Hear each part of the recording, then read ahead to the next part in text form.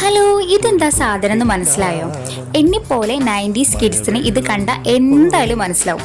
കാരണം എന്താന്ന് വെച്ചാൽ എൻ്റെയൊക്കെ കുട്ടിക്കാലത്ത് ഞങ്ങൾ ഉത്സവപ്പറമ്പിൽ പോകുന്ന സമയത്ത് ഏറ്റവും കൂടുതൽ വാങ്ങിയിട്ടുണ്ടായിരുന്ന ഒരു സാധനമാണ് ഈ ഒരു പമ്പരം കേട്ടോ.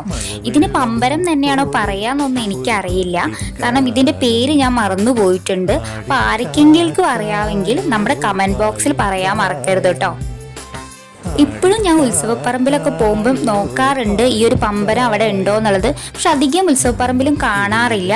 അതുകൊണ്ടാണ് ഞാനിതൊരു ക്രാഫ്റ്റായിട്ട് ഇന്ന് ചെയ്തിട്ടുണ്ടായിരുന്നത്. എന്തായാലും ചെയ്യാൻ ഭയങ്കര സിമ്പിളാണ്. അപ്പോൾ എല്ലാവരും ട്രൈ ചെയ്ത് നോക്കുക. ഫൈനൽ ലുക്ക് നല്ല അടിപൊളിയായിരുന്നു.